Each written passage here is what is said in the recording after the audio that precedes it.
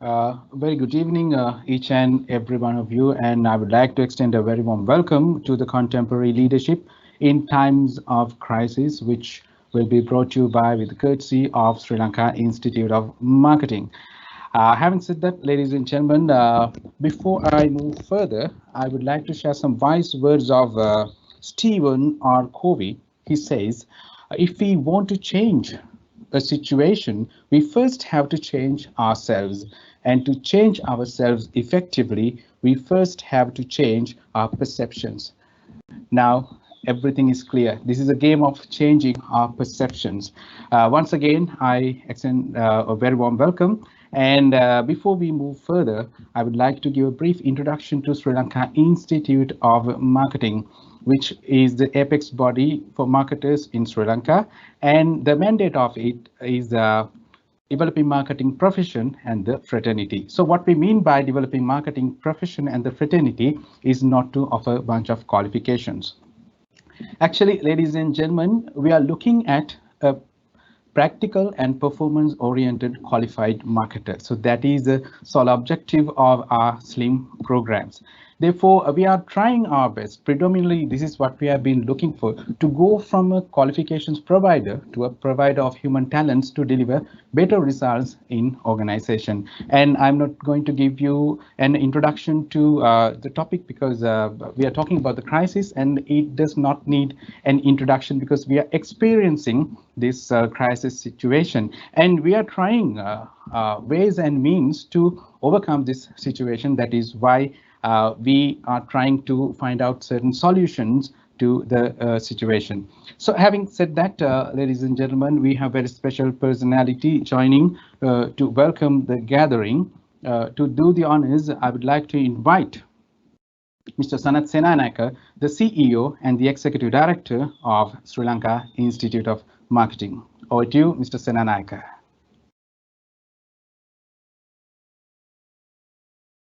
Thank you, Subodha. Am I audible?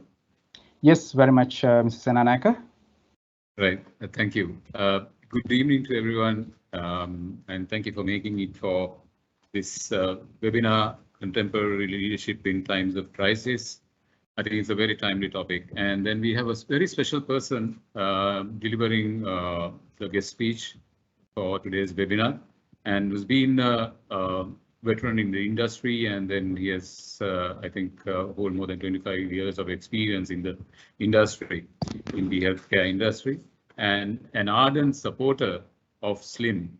And we actually are privileged, and we are happy to have him with us today, none other than Dr. Lakith Peiris, who has been a very supportive character of SLIM as well. So thank you very much for making it, Dr. Peiris, and obliging to speak on this topic, which is very timely. And since the country is in a sort of a crisis situation, and this is where actually, and the time that you need different leaderships being introduced and then implemented and then carried out by ourselves, the individuals, I presume.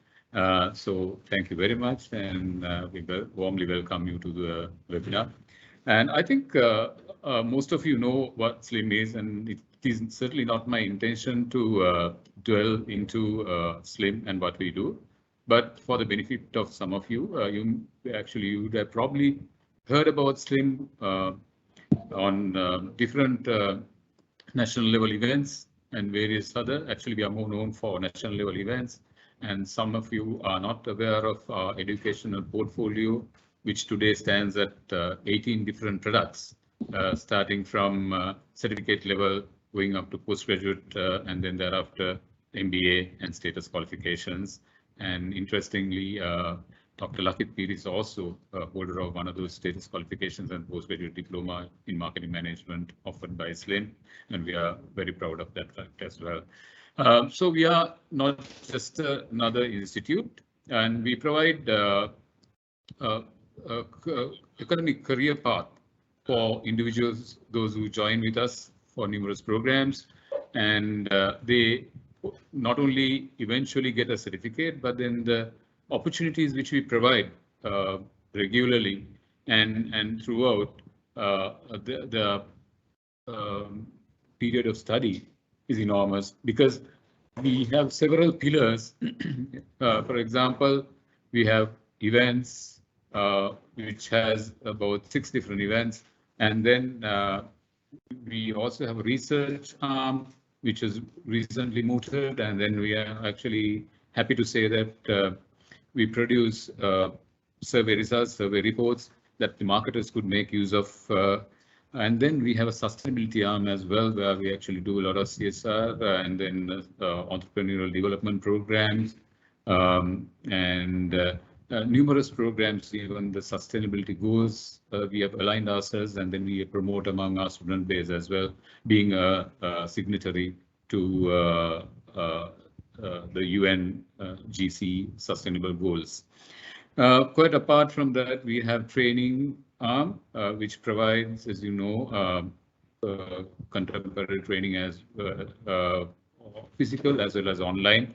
So we get different personalities as well speaking to you, sharing their knowledge, wealth of knowledge, to the likes of Professor Philip Potler and various other well-known personalities worldwide, because we believe bringing in that knowledge to Sri Lanka is very important because their exposure is enormous.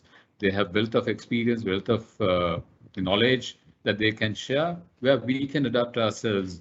So, like Subodh very rightly said, we produce professional marketers. During this production of professional marketers is not only the certificate level programs or just providing programs or education that we offer, but there are other opportunities where they can engage in. For example, we have a membership, and we also have executive committee as well as council of management. Now, these executive committees and council of management are certainly the members, and those who majority are the people who have actually studied with us, who graduated with us, and then become executive committee members, and then eventually the council members, and sometimes even hold the presidentship at SLIM. So it's a unique organization. We are different, and the plethora of opportunity that is presented to you actually makes you a different personality person, and we ensure that we produce professionals to the nation. Actually, every successive government laments that they don't have enough marketers, but we do involve in this process of producing professional marketers to the nation. So, quite besides, we have several affiliations, local as well as international. So we are a member of the AMF, Asia Marketing Federation, and Organization of Professional Associations of Sri Lanka, and National Chamber, and Federation of Chamber of Commerce, and Employers Federation, Ceylon, and we have international affiliations as well. So these qualifications particularly are recognized by the AMF, Asia Marketing Federations, which has a membership of 17 different nations, Asian nations. So our qualifications are recognized by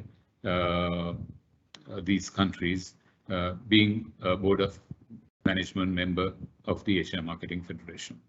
So education is something which we require, and then during, especially, we have a kind of an education economy, and the country is certainly not doing well, and it is in doldrums, but we have to get out of this situation. I'm sure, looking at the past and the experience, although the inflation today stands at the highest in the history at 54.6%, I think we still can resurrect this country, fight back, come back to its normal, but with the right approach.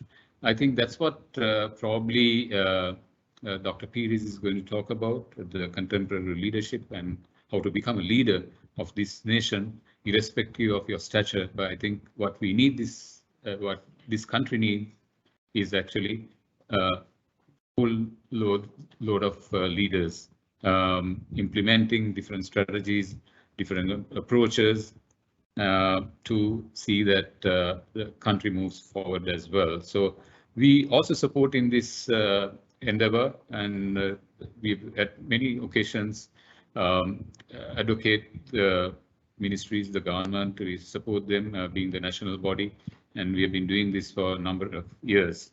So I'm sure this education is something that you have to always gain, whether it's a certificate qualification or otherwise. Education can come in different means and modes.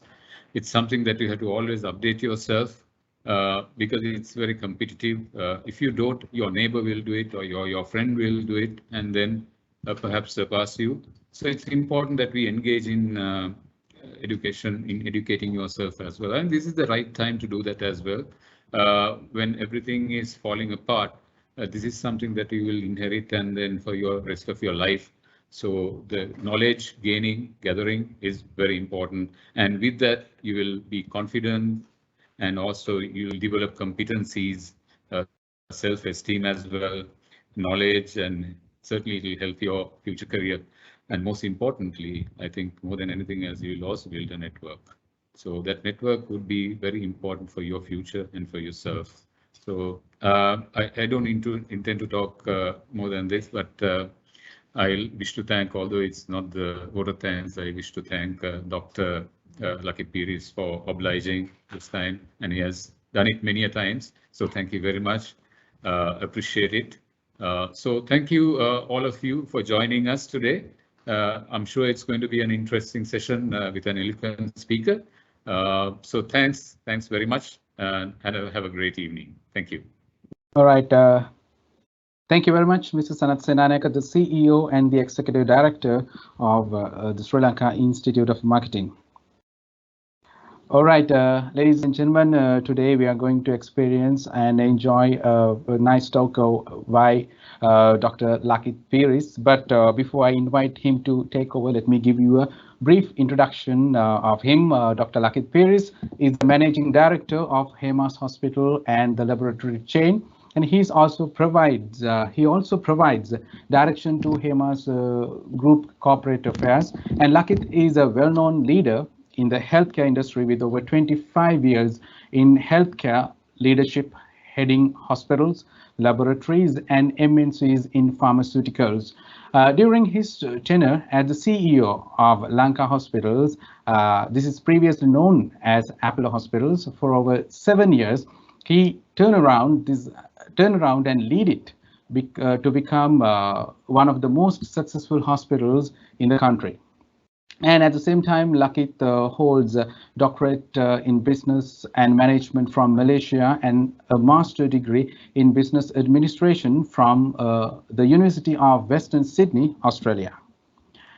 A certified professional marketer from the Asia Pacific Marketing Federation, and holds a postgraduate diploma in marketing from the Sri Lanka Institute of Marketing. And he has memberships in a long list of professional associations and federations. He's currently the chairperson for health sector in the Singapore Sri Lanka Business Council, member of the Private Health Service Regulatory Council appointed by the Honourable Health Minister through an Act of Parliament, immediate past president of the Association of Private Hospitals and Nursing Homes, and he was also the chairman of the Advisory Committee of Wellness Tourism of the Export Development Board of Sri Lanka. And he was appointed by the Ceylon Chamber of Commerce as the lead to formulate the 2025 Health Sector Strategy for Economic Acceleration Framework 2020 to 2025 Roadmap of Sri Lanka. So, ladies and gentlemen, it is now time to invite Dr. Lakith Peiris to address the gathering. Over to you, Dr. Lakith Peiris. Thank you, Subodha. Ayubowan, everyone. And so it's lovely to be amongst all of you. And firstly, let me thank the Sri Lanka Institute of Marketing for inviting me to this discussion, a very timely topic. And would also like to thank our moderator, Subodha, and also Sanat for that lovely introduction. So with that, taking into account the topic that we are touching upon, and for the benefit of everyone, I will touch upon few key areas such as the types of emergencies and essential skills leaders should possess to handle a crisis well in order to minimize business disruption before we find solutions, etc. In order to find solutions for the ongoing crisis and its negative impact on all of us, and mostly to our businesses, it's important for us to understand the fundamentals of approaching a crisis. So therefore, today, I will take the opportunity to take you through some of these fundamentals. Is that okay, Subodha? Yes, very much, Doctor. Okay.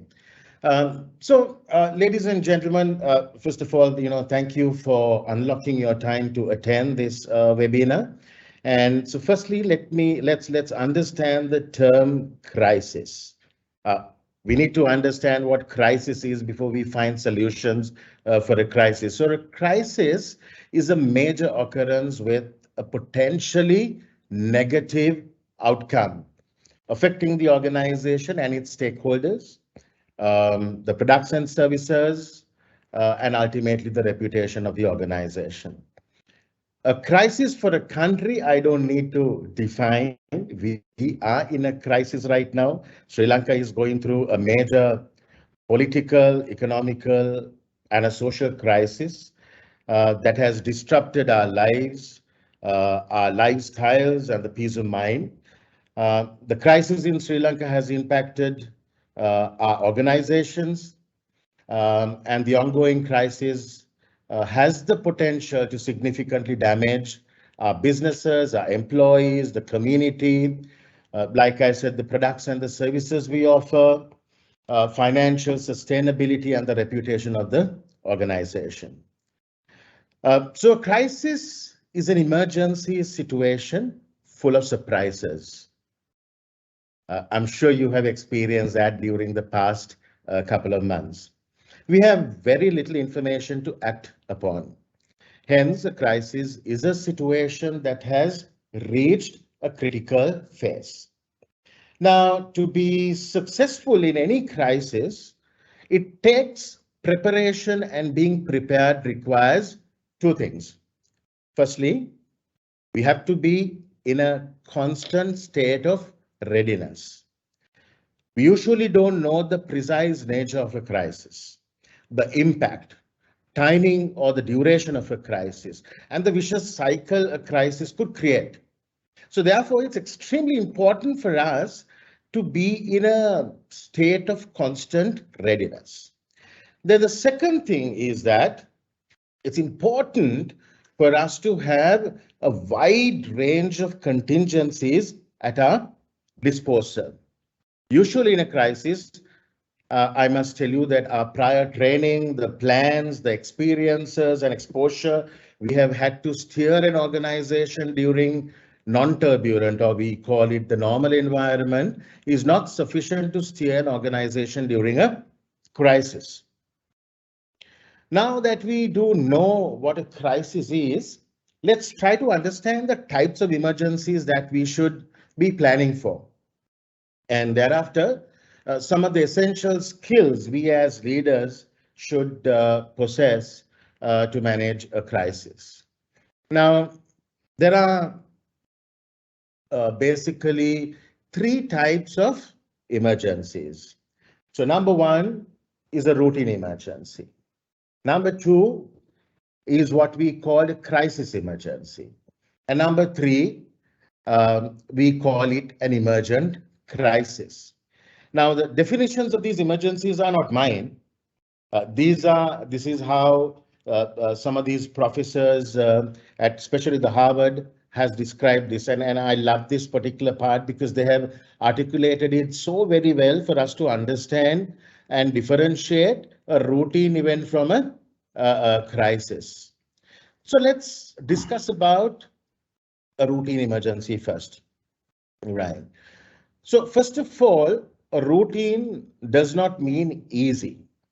So no emergency is easy, but it's actually something that we have some sort of predictability. So it may be of general nature. We can make use of our prior learnings and experiences to deal with it. And one of the other things is that we all do risk analysis of our businesses.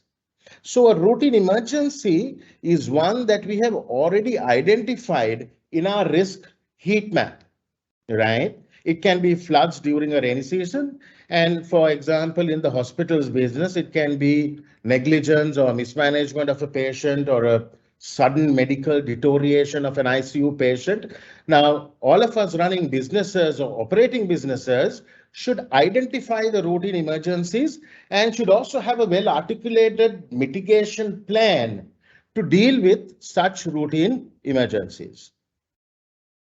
So the next one that I told you about is the crisis emergency. Now, this is the big one, right? A crisis emergency usually is one that we may not have experienced or encountered before. For example, the 9/11 attack is a great example of crisis emergency. And I could also put the COVID pandemic in 2019 as a crisis emergency. So the current economic crisis of Sri Lanka is one that I have never experienced in my life. And that too, I put it as a crisis emergency because of its novelty, right? Because of its novelty, the strategies that we may have articulated for the business and the well thought out mitigation plans and our prior learnings and experiences or the training that we have received just don't work during a crisis emergency. Now, once you identify that the event is an emergency crisis, we will have to improvise our response, moving out of the traditional BCP that I'm sure you all of you know what a BCP is, a business continuity plan, that you may have already done for crisis management. And the reason being that what you have in the BCP may not be adequate to handle a crisis situation because of its sheer novelty. We have not seen it before. Now, the last one that I would like to discuss in the emergent, in the three types of crisis that we would face is the emergent crisis. So due to the interest of time, I'm not going to take a long time to explain this, but I will quickly take you through to make you understand what an emergent crisis is. Now, another classic example to explain an emergent crisis is SARS. Right, when SARS hit the world 20 years ago, where the first case was identified, I think in 2002, the medical fraternity thought that it was flu, wrong time of the year. Right, so many of the doctors thought that it was routine emergency and treated it like an endemic without understanding the real risk of SARS, without knowing how quickly it could spread to the community. So an emergent crisis seems like a routine one, okay? You think that you know how to handle, but strangely, it escalates into a very difficult crisis, even without you knowing. It's like, you won't even know what hit you, okay? So so now that we understand these three common types of emergencies, let's try to, like I told you before, understand the skills that are required to handle a crisis situation. Okay, so there are few, what shall I say, few skills that we need to develop as leaders. The first one is the situational awareness, right? So one of the most important things when crisis hits you is to understand what's going on to the best of your ability. Now you do this by gathering facts and information. As some of you may know, some of you who have had or handled crisis, we know that crisis leads to confusion, right? It leads to incredible uncertainty. You will receive conflicting pieces of information, right?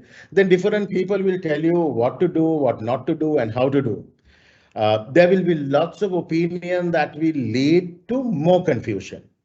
Now, just imagine if, let's say, if you're in the manufacturing sector, let's imagine your factory catches fire in the middle of the night. Just imagine, put yourself under that situation. So we can only deal with such an emergency based on situational awareness. It's important for you to gather as much information from different sources. The information will flow you from your employees. It can flow you from the community or the neighborhood, from the media, etc. Now, once you are aware of your situation, you can then generate different alternative courses of action. The second skill of a leader in times of crisis is to know how to improvise. Now that you are aware of the situation, you know that you need to launch your BCP to see whether it's going to work in a true crisis emergency. Okay. Now, more often than not, your plans may not fully work due to the novelty of the crisis or novelty of the situation, meaning that you will now have to do things that you have never done before to manage a situation effectively. Now, this can be very, very challenging for many leaders because the reason is that the time is not on our side. We do not have time to approach the situation or the crisis with a brand new plan, right? And the crisis situation will demand an immediate response.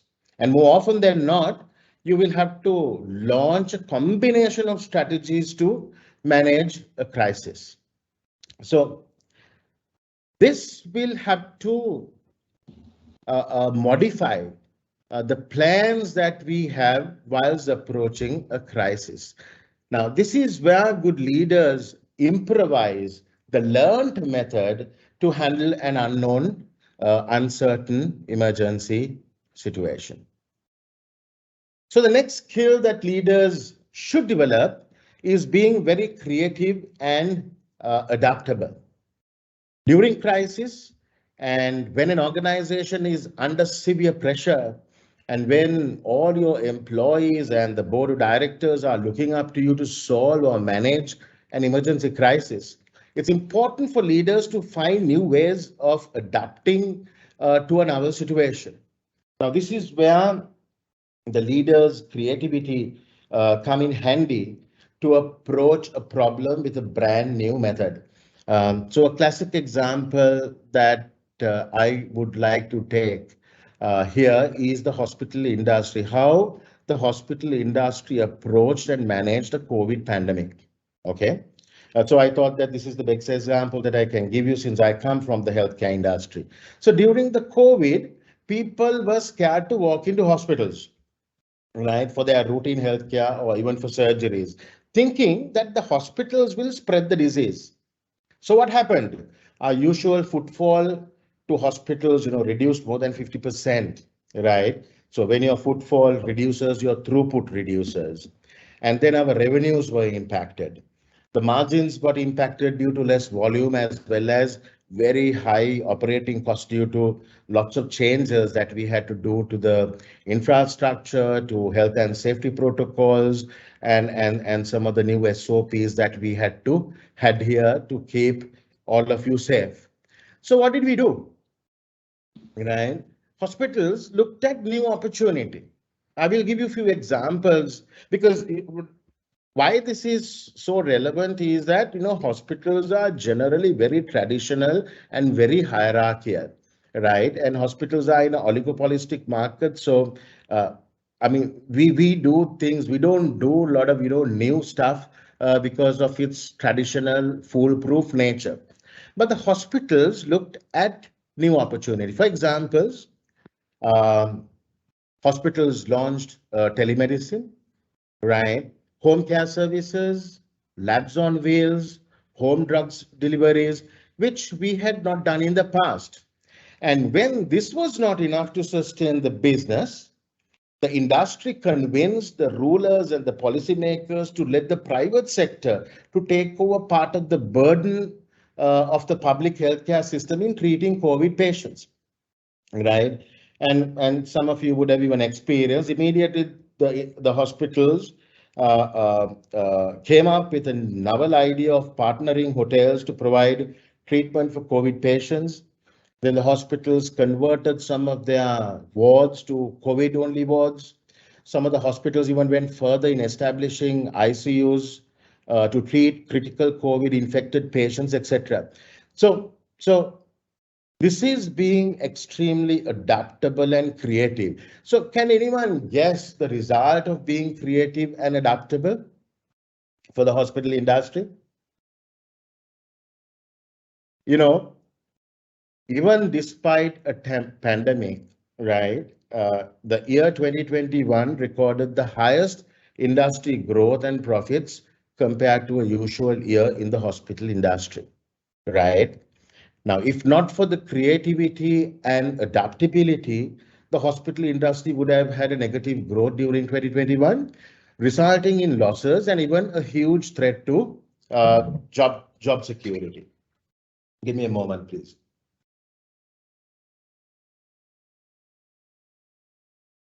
Okay, so let me continue. So once the situational awareness has been reviewed, your response is improvised.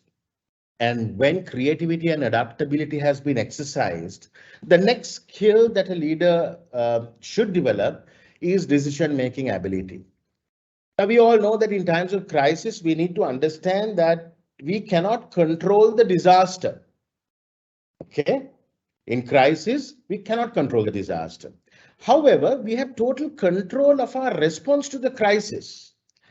So whilst leaders should have strong leadership skills, the leader who manages a crisis should have decisive skill, meaning that he or she should be able to make decisions quickly and effectively. So let me once again summarize our discussion points before we close the discussion. We discussed about the term crisis and the importance of readiness and the importance of being equipped with a wide range of contingencies. We also discussed about the three types of emergencies: the routine emergency, the crisis emergency, and the last one, the emergent crisis. Then lastly, we discussed about important skills that a leadership or a leader should possess to manage a crisis successfully. So in there, we focused on the situational awareness, the ability to improvise, the importance of being creative and adaptable, and lastly, the decision-making ability. So whilst thanking the Sri Lanka Institute of Marketing for the invite, let me also extend a very big thank you to the audience, and please feel free to fire questions at me, and I will try my best to answer some of them. So over to you, Subodha. Thank you very much, Dr. Peiris, for sharing your expertise, and we really enjoyed your introduction and the session. Having said that, dear friends, ladies and gentlemen, we do have a few questions to ask Dr. Peiris. The first question is going to be being a leader. Dr. Peiris, you being a leader at a leading hospital, so what would be your immediate steps to manage and overcome this crisis in terms of your business, Doctor? Yeah. So Subodha, the first is to identify the type of crisis we are in, right? Yeah. We have a political crisis where the Prime Minister is from a political party that has only one seat in Parliament. That's right. We have a president who is unpopular amongst the people of Sri Lanka. We have an unstable government with inconsistent policies, lacking trust, steering our country. Then we have a social unrest, not a social unrest, but a social crisis, right? And this crisis has hampered the social life of our people, right? People are frustrated. The youth has become aggressive, and we see a huge brain drain right now, right?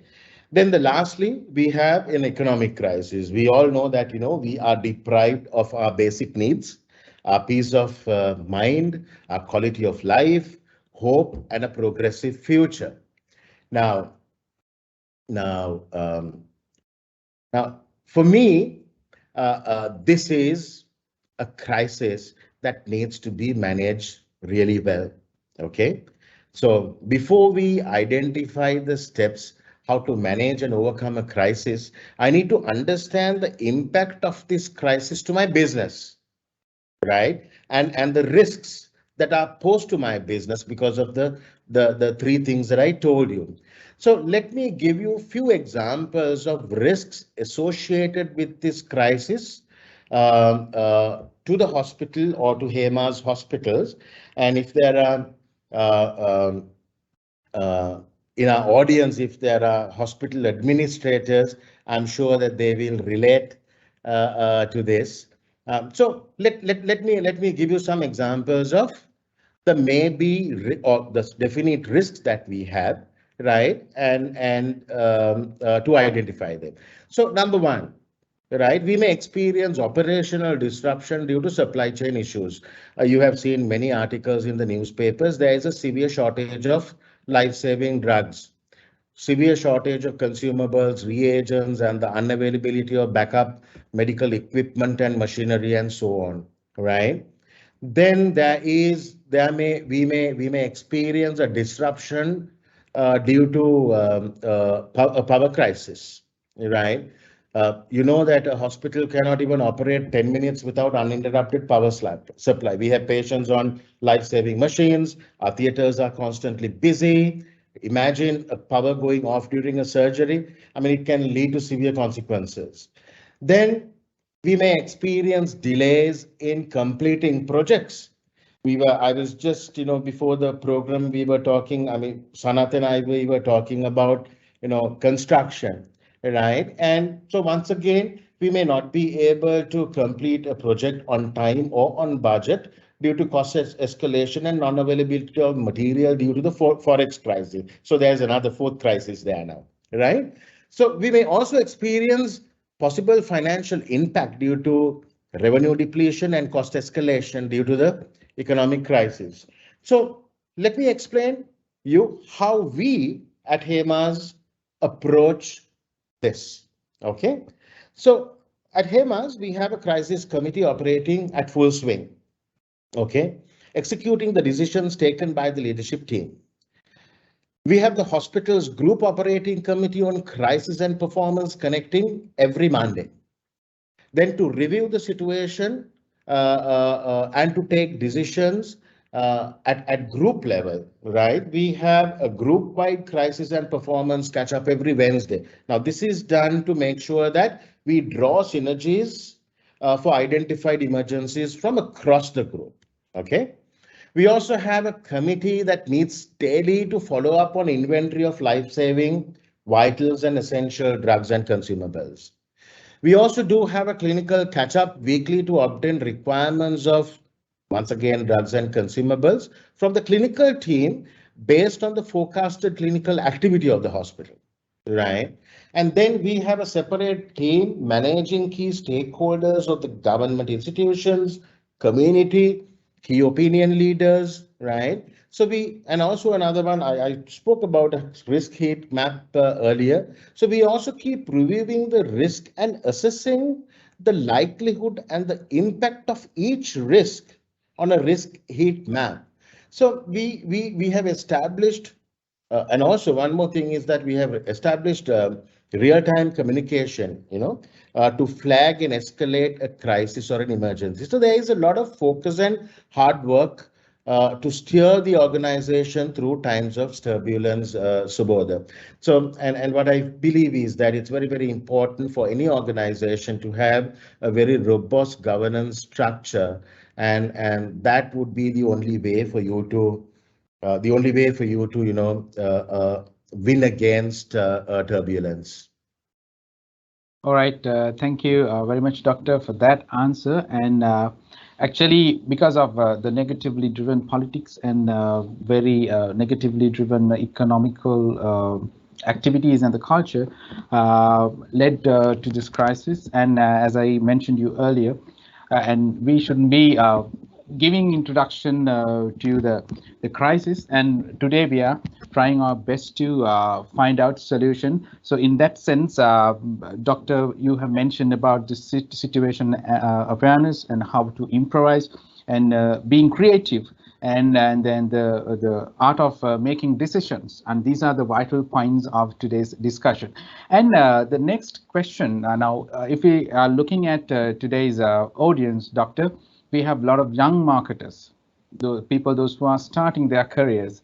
So sometimes if you say that you are into marketing, that is as a profession which has taken a backseat. Okay, nobody sometimes recognize being a marketer.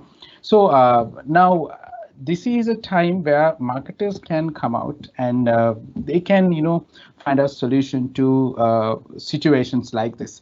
So according to you, you being a marketer and a leader, so what do you believe their duty would be as a young marketer? Okay.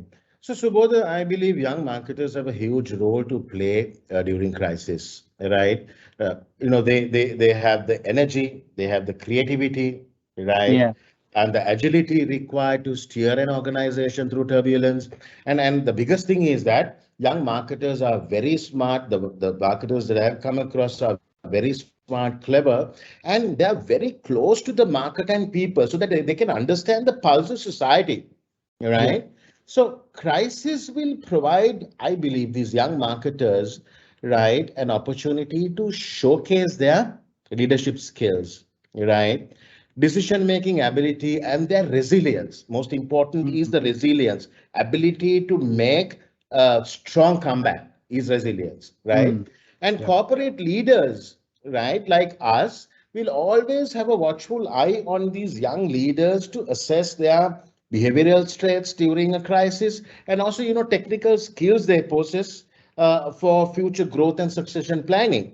So hence my advice, right, to the young marketers and the young leaders is that you should never lose an opportunity, right? You don't need a title to lead. You should have self motivation to go that extra mile and walk beyond borders to take control of a situation. All right. It that means a leader without having a title, right? So you need to rise for the occasion. And if you go to this, to the Aragale, or if you go to places, I think even on Facebook there are many who have come out with certain solution for ongoing situations. Negative situations. So being a marketer, I think they can they can recreate many things. And if you can redefine your thinking, I think you could do a lot about it as a young marketer.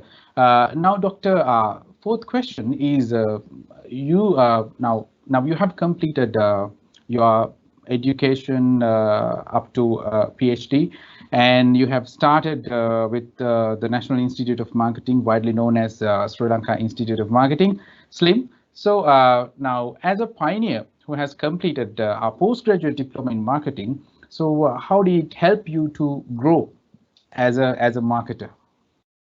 Okay. So to me, the postgraduate diploma in marketing was the strong foundation to go on to achieve a lot, both in my academic and my professional career. Okay. This is not promoting SLIM, but this is the reality. So the SLIM diploma provided me with the technical skills to do my job better than most. I think Sanat in his introductory message touched upon that, and also get identified as a young leader very early in my professional career, right? And to become a country manager of MNC at the age of 23. So that's how slim.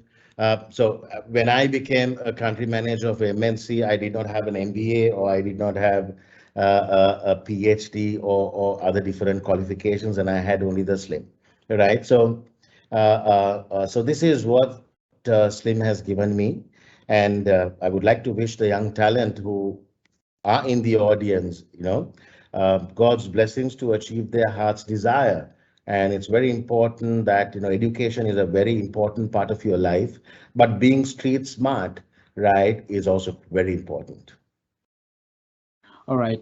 And the next question, Doctor. Now, we do see much, brain drain happening in the country because many of our students, they are trying their best to migrate. They are trying to leave the country.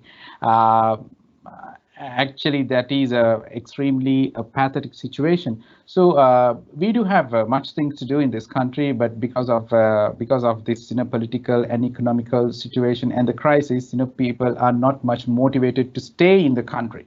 Okay, so so will that be an answer? And what do you have to say to the people, those who are trying to leave the country at this point in time? Do you have any message, Doctor? Yeah. I'll approach the question in two ways, Right. from a corporate perspective and from an individual's perspective. Okay. So number one that we need to understand, and one of the biggest challenges that I see during the next 2 years is that brain drain is going to be a major challenge that the corporates will have to manage very carefully. Okay. Like you said, we see lots of young talent looking for opportunities in the foreign job markets. I have come across from the hospitals that I'm in, some are even taking the risk of leaving their jobs to go overseas on a tourist visa, or they have this job seekers visa, right, in seeking job opportunities. I'm sorry to say, but I blame the political leadership and the respective governments, not only this government, but the respective governments and who rule this country for many years, right, labeling us as a developing nation. Now, because of this short-sightedness of all these rulers, I'm not particularly targeting anyone, right?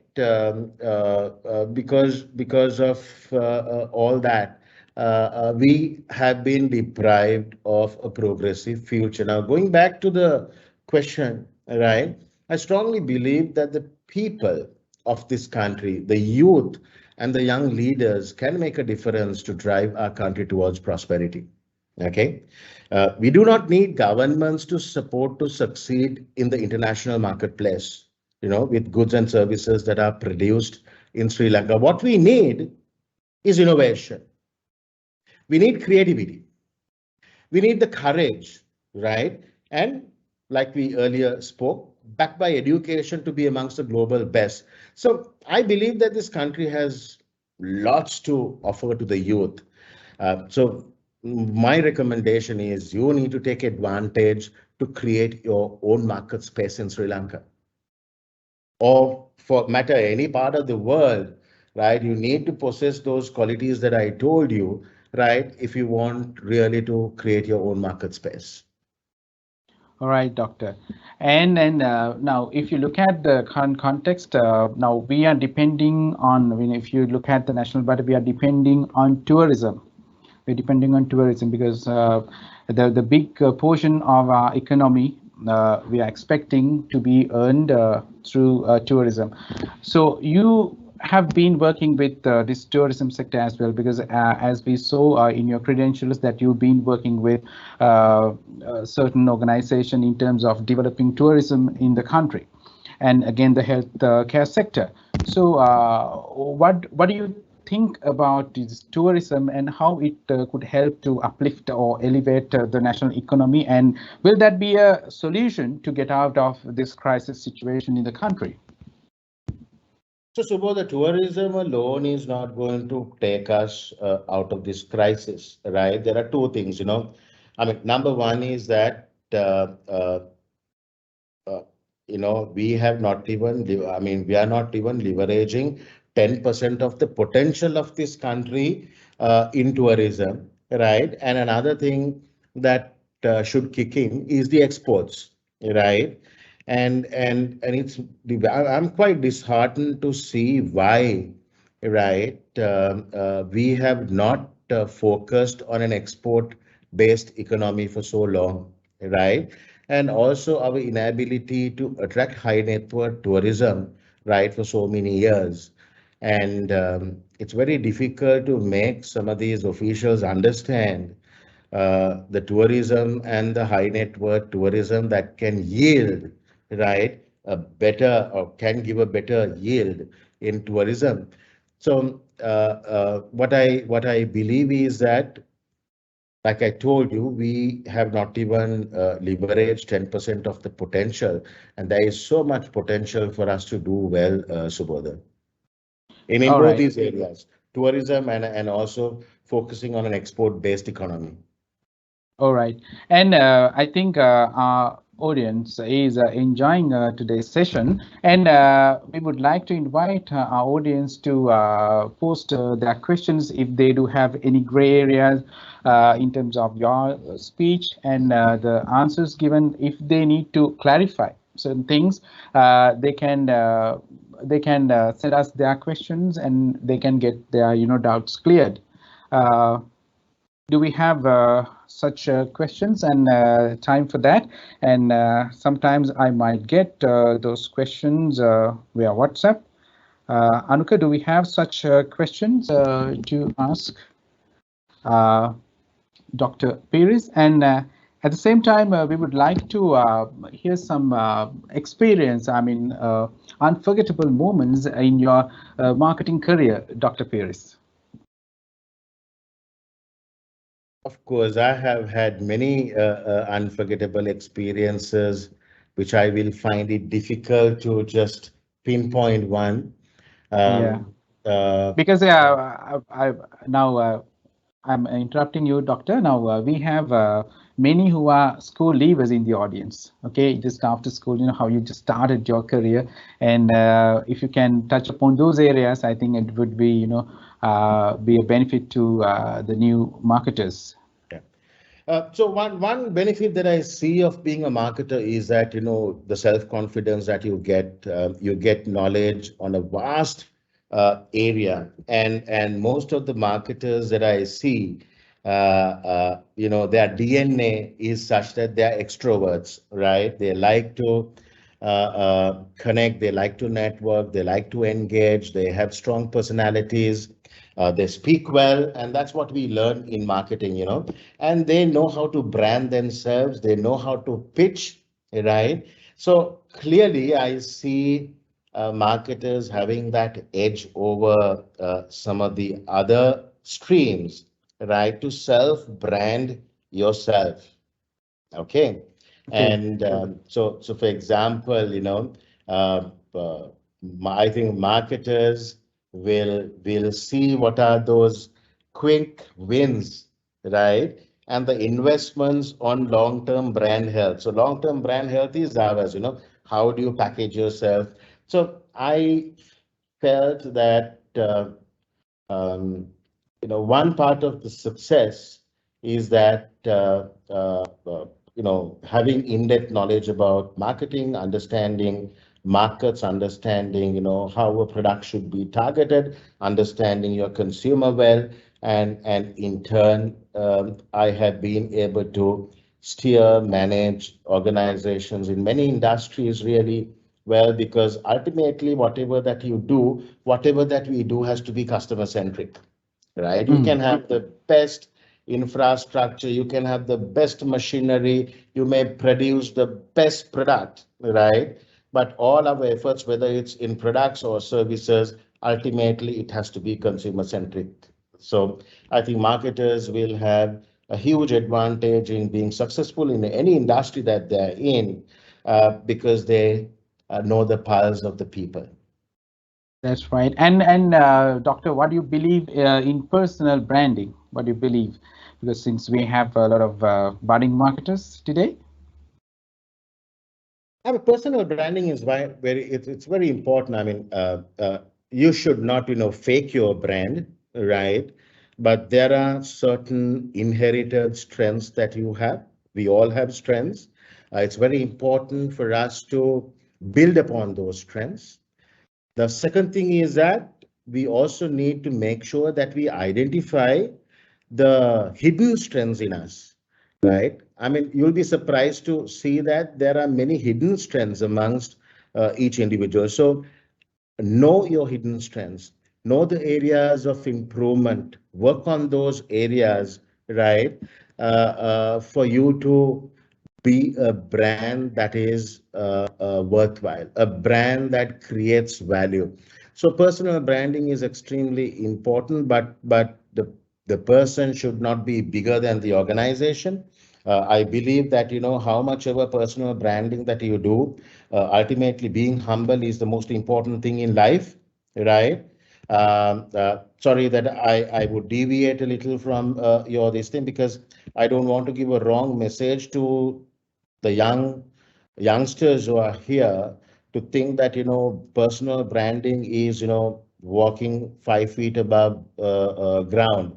No, personal branding is about your characteristics, your charisma, all that. But being humble is extremely important, right? Treating people the way you want yourself to be treated is extremely important, and these are the things that will take you to be a winner. All right. I think that is the very important quality, being humble. And now I've got a question, Dr. Peiris, for you.